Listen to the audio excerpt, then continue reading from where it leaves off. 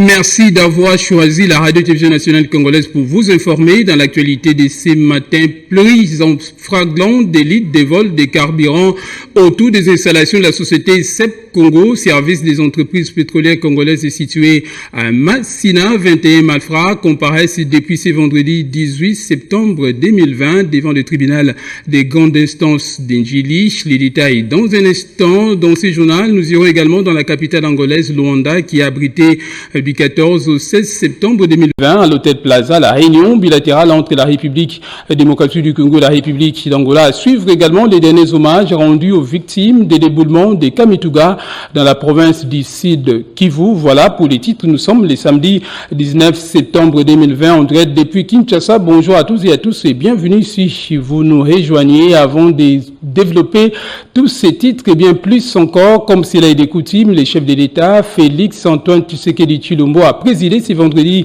18 septembre 2020 la 49e réunion du Conseil des ministres par vidéoconférence. Plusieurs points figuraient à l'ordre du jour. En voici un extrait de ce compte rendu avec les ministres d'État, ministre en charge de la communication et médias, David Jolino Makelele. On l'écoute. Compte rendu de la 49e réunion du Conseil des ministres. Ce vendredi 18 septembre 2020 s'est tenu par vidéoconférence la 49e réunion du Conseil des ministres sous la présidence de son Excellence M. Félix Antoine Tshisekedi Tshilombo, président de la République, chef de l'État. L'ordre du jour relatif comportait les points suivants. 1. Communication de son Excellence M. le Président de la République, chef de l'État. 2. Points d'information. 3. Approbation d'un relevé des décisions du Conseil des ministres. 4. Examen et adoption des dossiers. 5. Examen et adoption des textes. 1. De la communication de son Excellence Monsieur le Président de la République. Son Excellence Monsieur le Président de la République a présenté au Conseil des ministres les points ci-après. Premier point, dégazage industriel du golfe de Kabuno. Le Président de la République a fait part au Conseil des ministres de la situation de plus en plus dangereuse pour les fermes et pour les animaux à cause de la grande concentration du gaz carbonique dans le golfe de Kabuno, dans le nord Kivu. Face à ce danger, le Conseil des ministres, à l'initiative du Président de la République, chef de l'État, a décidé que le ministre d'État, ministre des hydrocarbures, ainsi que les ministres ayant le budget et les finances dans leurs attributions, prennent toutes les dispositions pour le dégazage à grande échelle du golfe de Kabuno avant la fin de l'année en cours.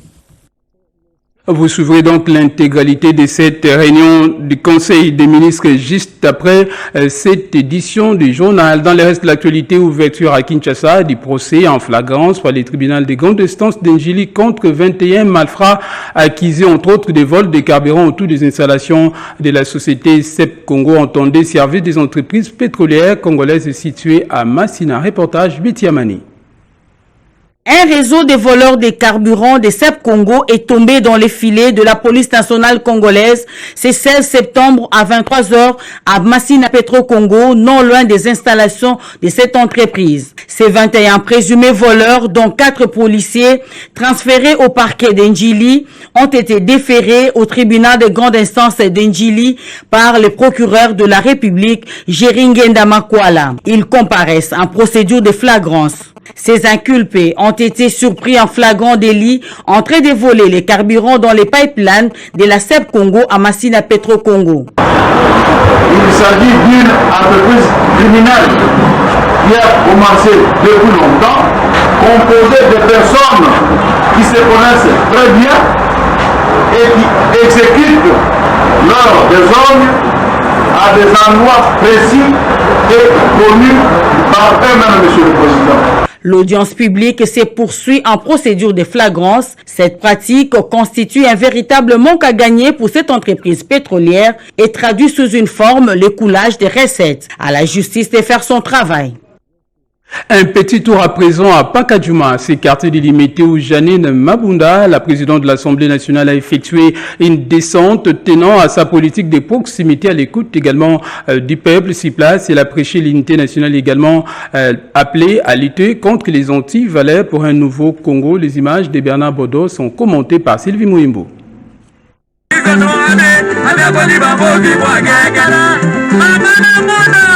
Le soleil accablant de ce vendredi 18 septembre 2020 n'a pas entamé la détermination de la présidente de l'Assemblée nationale d'aller à la rencontre des habitants des quartiers Kawele et Pakadjouma dans la commune de Limiti.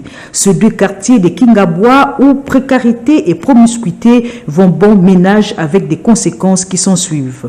Janine Mabunda Lioko a prôné la cohésion et l'unité avant d'être à l'écoute des habitants.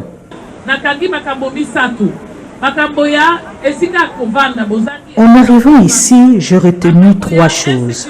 Il y a manque de logements décents, il y a problème de l'insécurité, la desserte en eau et électricité pose problème.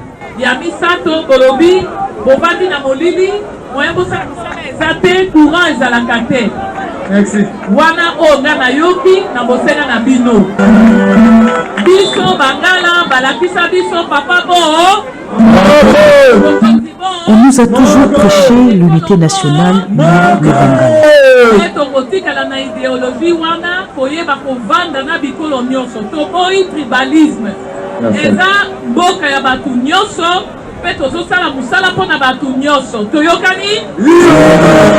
Elle a ramené dans sa judiciaire tout ce que ses habitants avaient besoin pour partager avec leurs familles respectives, des vivres et autres denrées de première nécessité. La présidente de l'Assemblée nationale a noté l'ensemble de leurs doléances et a promis de saisir le gouvernement pour des solutions durables. La délégation de la jeunesse de la province d'Ilualaba, toutes tendances confondues, conduite par son président, a été reçue par les premiers ministres Ilunga et Lukamba à la primature. Cette délégation était venue recevoir des chefs du gouvernement, les soutiens en vue de la tenue prochaine du forum La jeunesse sur l'identité nationale et la paix, ainsi que le rôle que doivent jouer les jeunes dans le développement de la République démocratique du Congo. Commentaire signé Françoise Boulabouaki. Le Lualaba se met en pole position pour défendre l'unité nationale et combattre le tribalisme. La jeunesse de la province que dirige Richard Mouyej Manguez-Mans a organisé en août dernier un forum de la jeunesse sur la paix et le rôle que doivent jouer les jeunes dans la constitution de l'État-nation. Sa délégation représentant toutes les sensibilités est donc venue remettre au chef du gouvernement Ilunga Ilunkamba le rapport des travaux. Il y a eu bien des recommandations qui ont été formulées et ces recommandations, on devait les déposer auprès des décideurs. Et parmi les décideurs, il y a les premiers ministres auprès de qui nous avons déposé notre rapport dans lesquels nous sollicitons beaucoup de choses, notamment le grand forum qui aura lieu au mois de novembre au Nord Kivu et qui portera sur l'identité nationale. Et c'est un appel qui est lancé à tous les jeunes que l'heure est à l'esprit de dialogue. C'est ici que tous nous devons développer l'ADN de l'éthique de la nouvelle citoyenneté et appeler les uns et les autres à vivre ensemble. Et le chef du gouvernement n'a pas hésité un seul instant à donner son accord, à donner son adhésion pour nous accompagner dans la résolution de bien des recommandations qui ont été donc formulées. Et il s'est dit satisfait de voir que le Lualaba a donné le temps et il a renforcé ce temps. Et ça nous fait chaud au cœur de maintenir cet élan, de travailler main dans la main et de prêcher l'amour du prochain, les vivre ensemble et de couper le cordon du tribalisme et mettre fin à tout ce qui nous divise et hisser haut les couleurs de la RDC. Selon Félix Mobenga, qui a conduit le groupe, le Premier ministre, très à l'écoute, n'a pas hésité de démontrer son attachement à la jeunesse, tournée vers la construction et non la haine et la division. Et de Kinshasa, nous partons pour la ville de Luanda, en Angola, où vient de se tenir du 14 au 16 septembre 2020 la réunion bilatérale de défense et de sécurité entre la République démocratique du Congo et la République d'Angola. Les vice-premiers ministres, ministre de l'Intérieur, Sécurité et Affaires coutumières, Gilbert Kankonde, a conduit la délégation congolaise d'explication de nos envoyés spéciaux Rekintuza Loya et Ibrahim Chako.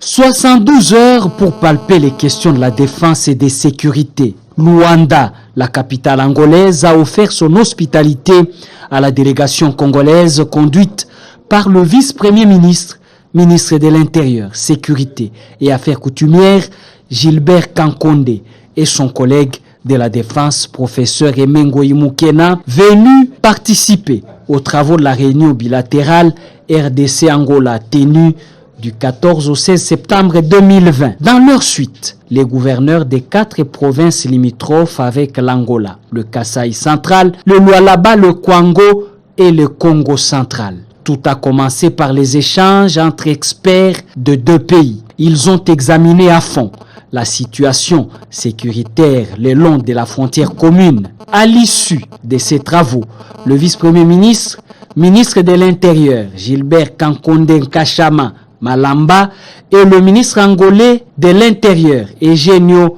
Laborino, ont procédé à la signature d'un mémorandum d'intention en prévision de la mise sur pied de la commission mixte défense et sécurité prévue à Kinshasa en janvier 2021. Les décisions prises visent entre autres l'éradication, sinon l'atténuation des crimes frontaliers. Les documents juridiques également signés qui accompagnent ces accords prennent en charge le sort des réfugiés angolais et congolais, la libre circulation des personnes et de leurs biens, ainsi que la lutte contre les braconnages et la déforestation le long des frontières communes. Notre présence en ces lieux s'inscrit dans la vision de nos 2 chefs d'État.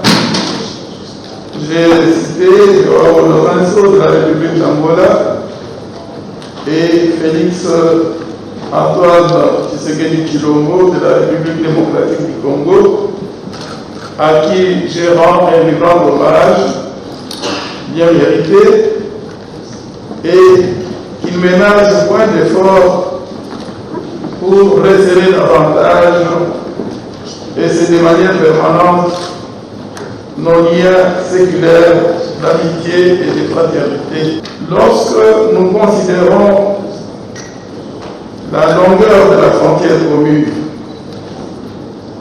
2511 km, comme nos experts l'ont transmis, que nous avons en partage, ainsi que le nombre de voies ou pistes d'accessibilité à nos 2 pays, il y a assurément lieu de justifier l'incontournabilité de cette assise. Le vice-premier ministre a également annoncé la mise sur pied d'une task force au sein du ministère de l'Intérieur. C'est pour veiller à l'application des décisions prises à la bilatérale de Luanda. Les avancées diplomatiques en matière de sécurité le long de la frontière commune Angola-RDC ont été également saluées par le ministre angolais de l'Intérieur. Enfin, les 2 parties ont attiré l'attention de la presse tant nationale qu'internationale à se constituer en bon relais face à ces accords dans l'unique but de promouvoir la paix, la stabilité et le développement de 2 pays. À Kinshasa, la rentrée scolaire édition 2020-2021, c'est pour bientôt. À cet effet, une délégation du Bureau central de coordination a effectué une visite d'inspection dans certaines écoles de la capitale, construites sur fonds propres en collaboration avec le gouvernement central. Plus de précisions dans ces reportages de Chantal Okoloba. La rentrée scolaire 2020-2021 approche et les différents partenaires du ministère de l'enseignement primaire, secondaire et technique s'activent déjà pour un retour paisible des élèves sur le chemin de l'école. C'est notamment le cas du Bureau central de coordination, dont l'essentiel des activités porte sur l'aménagement des infrastructures scolaires viables en République démocratique du Congo. Le comité de pilotage a inspecté l'Institut technique agricole, le P1 et 2 Mampuka d'Enjili, en passant par l'EP Mokali et l'EP Mbono à Kimbantik. Un premier qui est d'assurer l'enseignement même dans les endroits les plus reculés est assuré. Nous n'avons pas que pour objectif de nous occuper des enfants qui sont dans les centres urbains et qui sont les mieux lotis. Ça, c'est d'ailleurs l'expérience qui prouve que le souci du chef de l'État. Déjà, la perspective heureuse de la rentrée certaine dans ces établissements scolaires constitue un motif de grande satisfaction pour les bénéficiaires et les directeurs des infrastructures scolaires de l'EPST, Éloi Kumbo. Vous savez qu'actuellement, il y a eu au moins 4 millions d'élèves qui ont réintégré les circuits de l'école. Donc, ça fait déjà partie des solutions qui sont apportés par le gouvernement. La qualité des bâtiments sont très efficaces, très impeccables. Les conforts, les conditions, les enfants étudient dans de très bonnes conditions. L'EBSECO est une institution sous tutelle du ministère des Finances et les agents d'exécution des projets de développement du gouvernement de la République accompagnent les programmes du chef de l'État dans l'amélioration de la qualité de l'enseignement des bases.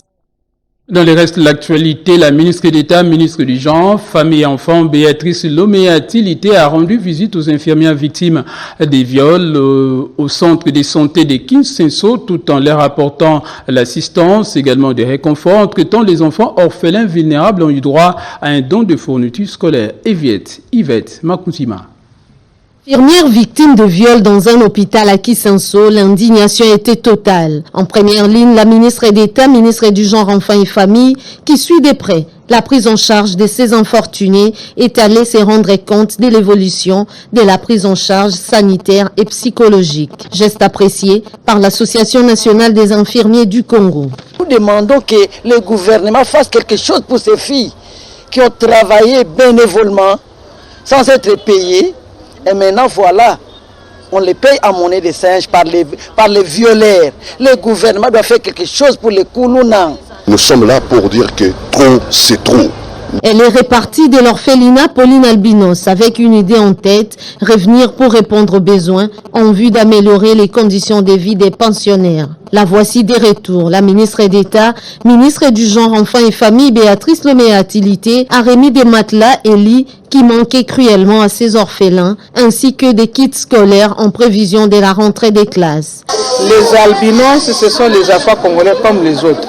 Et dans la responsabilité que j'ai d'assurer la protection de l'enfant, tant que nous pouvons, nous essayons de prêter main forte. Et c'est comme ça qu'aujourd'hui je suis revenu, moi-même en personne, pour effectivement livrer quelques lits, quelques mousses, mais aussi on est à la période de la rentrée scolaire, il fallait trouver des fournitures scolaires pour des enfants dont la plupart vont aller à l'école. Les nécessités, on en compte dans toutes les couches sociales. Les programmes Tendre Regard et Cœur Ouvert de l'Association des femmes chinoises au Congo s'ajoutent sur la liste des bienfaiteurs.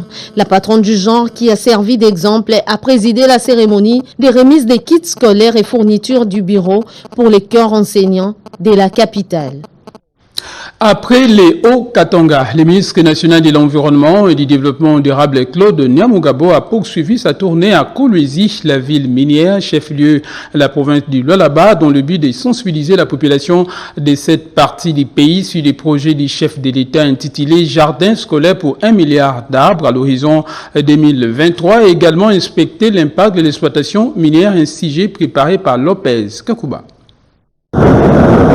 Après le Haut-Katanga, le ministre de l'Environnement et Développement durable, maître Claude Nyamugabo Baziboué, s'est rendu à Kolwezi, chef-lieu de la province du Lualaba. C'est pour inspecter avec ses services techniques l'impact de l'exploitation minière sur l'environnement, sensibiliser toutes les couches professionnelles, confessionnelles, sociales sur l'implémentation du programme Jardin scolaire 1 milliard d'arbres à l'horizon 2023 et surtout faire l'état des lieux de l'exploitation forestière dans l'ex-Grand Katanga où la problématique de la coupe et commercialisation du bois rouge fait couler beaucoup d'encre et de salive. Faire une inspection de l'exploitation, de l'impact de l'exploitation minière sur l'environnement et également sensibiliser le gouvernement provincial, l'Assemblée provinciale. Les ministres étaient reçus par le président de l'Assemblée provinciale, Louis Kamweni, et par la suite par le gouverneur Richard Mouyej. Ils ont effectué une descente sur les terrains. Le ministre de l'Environnement s'est dit très favorable aux investissements en RDC afin d'améliorer le vécu quotidien de la population, insiste également sur les respects des normes et prescrits légaux en vue de la protection de cette même population. Claude Nyamugabo et Richard Mouyej, qui ont constaté des irrégularités dans certaines concessions minières susceptibles de polluer la nappe phréatique faute de la pose de géomembranes à des fissures au niveau des différents bassins de décantation, prévoit de rencontrer tous les exploitants miniers afin de les sensibiliser sur la nécessité de la protection de l'environnement. La question sur la prime des risques des médecins, la prise en compte du personnel non payé de l'université du Haut-Ouélé, ces deux sujets étaient au cœur des échanges entre le vice-ministre du budget Félix Momat Kitenge, le président de la commission politique, administrative et juridique PAJ du Sénat. D'autres précisions avec Cédric Kinila. Prime des risques, conditions de travail des médecins sur toute l'étendue du territoire national, mais aussi la paye du personnel administratif de l'université du Haut-Ouélé. Ces sujets étaient au centre des échanges entre les vice-ministres du budget, le professeur Félix Momat Kitenge, et le président de la commission PAJ du Sénat, l'honorable Jean Bakomito. Ces derniers a félicité le gouvernement de la République à travers le ministère du budget pour les efforts fournis dans la paye des primes des médecins. S'agissant de l'université du Haut-Ouélé, le sénateur Jean Bakomito a plaidé pour la paye du personnel administratif. Les processus évoluent très bien, mais il se pose quand même un certain nombre de problèmes. C'est que l'on ne tient plus compte de l'ancienneté et les médecins sont alignés de fois sur base des recommandations. Notre université soit prise en compte dans les volets infrastructure et la question de paye pose encore problème. Et nous avions discuté, le vice-ministre a été très réceptif. Juste après, le vice-ministre du budget a reçu le sénateur Ntumbambuyi, venu poser les problèmes de nouvelles unités de l'administration publique dans le Kasaï. En tant que représentants des provinces, nous sommes venus rencontrer M. le vice-ministre pour lui présenter quelques désidérata parce qu'il est inconcevable qu'il y ait des gens qui travaillent en province mais qui ne perçoivent pas leur salaire, ça ne se conçoit pas. Nous avons reçu plusieurs plaintes, c'est comme ça que j'ai dit solliciter cette rencontre. Et là, nous venons de prendre langue avec lui. J'espère qu'il pourra transmettre nos demandes à sa hiérarchie pour pouvoir trouver la solution dans les jours à venir. Le vice-ministre du budget s'est montré réceptif et a promis de s'impliquer personnellement pour des solutions urgentes. La ministre de la fonction publique, Yolande Bongo-Bosongo, s'est entretenue avec la délégation des agents des carrières des différents services publics de l'État au sujet des conflits des compétences et dysfonctionnements au sein de l'administration publique de la province du Tanganyika. José Baïtouambo nous dit un peu plus dans ce reportage. Cette séance de travail, Yolande Bongo-Bosongo l'a voulu pour éclairer la lanterne des cadres et des agents de l'administration publique. La province du Tanganyika, issue du démembrement du Grand Katanga, fait aujourd'hui face au conflit des compétences qui mine dangereusement son administration et, si l'on y prend garde, risque de plomber les efforts visibles, œuvre de l'exécutif provincial.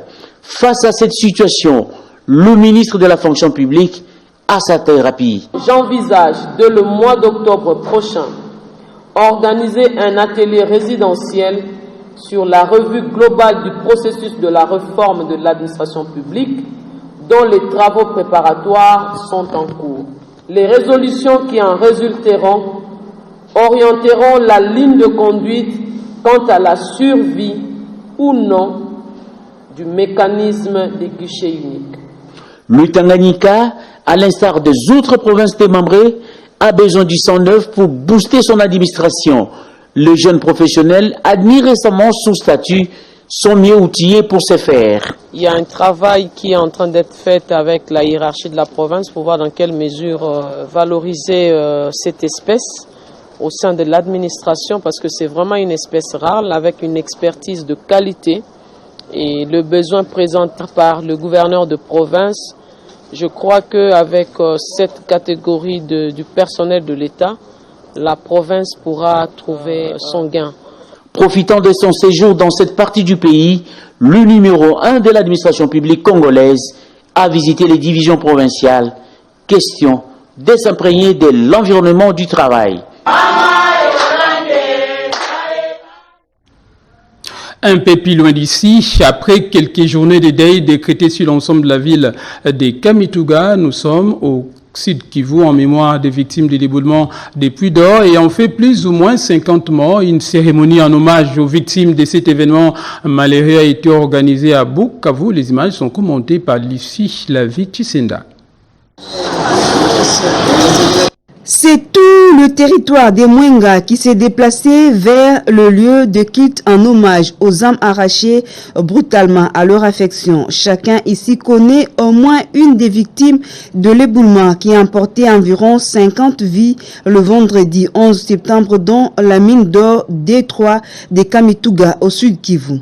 Tristesse, angoisse, révolte, incompréhension, des sentiments palpables au cours de cette cérémonie organisée après 3 jours de deuil à l'initiative de l'Ousoulega général. Le message du célébrant, le pasteur Boulambo Lembe, est tiré de l'amour qui est une force pour dépasser tout autre sentiment provoqué par la perte des êtres chers. Certains ont exprimé leur mécontentement suite au drame. C'est avec un grand regret, une dernière émotion que nous sommes là. Nous devons voir dans quelle mesure encadrer la jeunesse qui est là pour que cette jeunesse puisse trouver des opportunités autres que d'aller et de dépendre toujours de ces gisements miniers. Ceux qui sont morts dans les puits d'or là, ce ne sont pas seulement les fils des Mwenga, mais ce sont les fils de cette république. C'est ainsi que nous voulons à ce que ça soit de la part du gouvernement provincial qu'ils prennent les responsabilités pour que pareille situation ou drame ne puisse plus se répéter. Sur le terrain, les recherches ont permis de retirer au moins 20 corps des décombres inhumés le lundi 14 septembre dernier. Suite à cet accident, le gouvernement central a décidé de suspendre l'exploitation minière artisanale dans la zone des Kamituga. Question d'éviter que pareil accident se reproduise. Considéré comme la vitrine de la ville de Kisangani, après sa réhabilitation, l'hôtel Congo Palace en province de la Tchopo sera bientôt opérationnel. La confirmation émane de la directrice générale de la Caisse nationale de sécurité sociale, Agnès Moad, qui revient d'un séjour de travail dans cette partie du territoire national. C'est un reportage commenté par Robin Daï. Petit hôtel Congo Palace à l'architecture typique situé au croisement des avenues de l'église et des antennes en plein cœur de la commune de Makiso à Kisangani est prêt pour son inauguration. Assurance de la directrice générale de la Caisse nationale de sécurité sociale, Agnès Moad, en visite d'évaluation du niveau d'exécution des travaux de cet édifice à Kisangani dans la suite de la ministre d'État, Néné Louankoulou. Nous avons pratiquement terminé. L'hôtel est presque fini. Et là, nous attendons maintenant qu'on nous fixe seulement les délais pour que nous puissions ouvrir. Son pavé en marbre pour les halls et en bois de benne pour les chambres, sa décoration intérieure en papier peint, fruit d'un designer exemplaire, fait de cet hôtel sa particularité. Il y a un mixage des cultures, si nous pouvons le dire.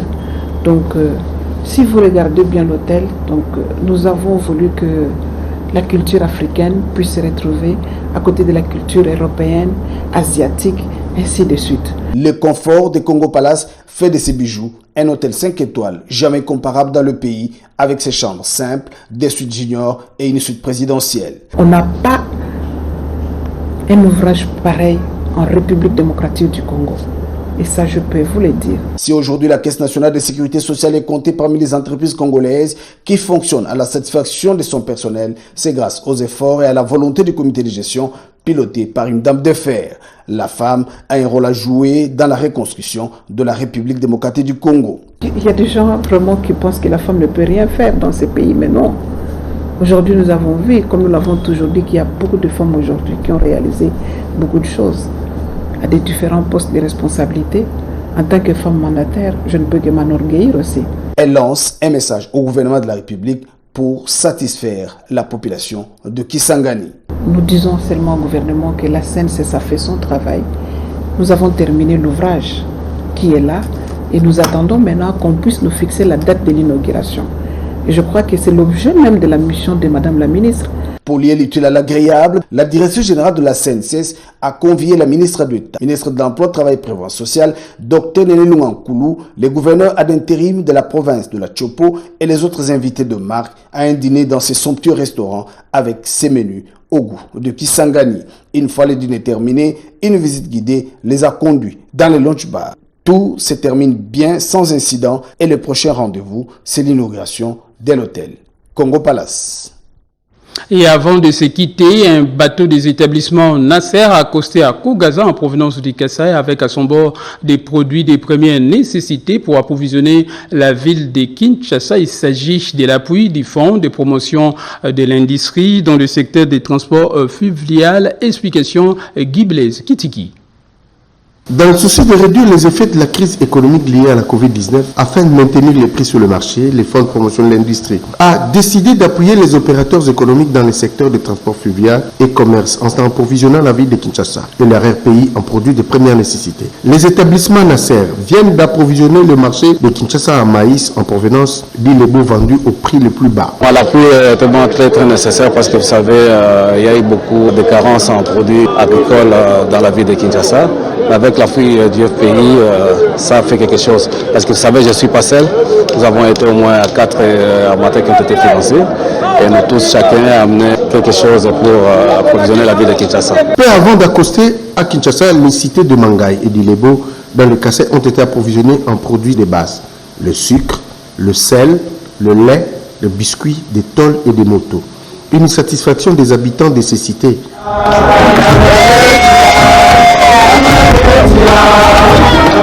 Prochainement, les établissements Nazer vont exploiter l'axe Équateur-Kinshasa pour le maïs. Au total, 4 armateurs ont bénéficié d'un financement du Fonds de promotion de l'industrie remboursable pendant la période de Covid. La cérémonie de remise supervisée par le ministre de l'Industrie Julien Paluku, dont les sociétés de transport fluvial, des compagnies de Daniel Etekonga et les établissements Nasser.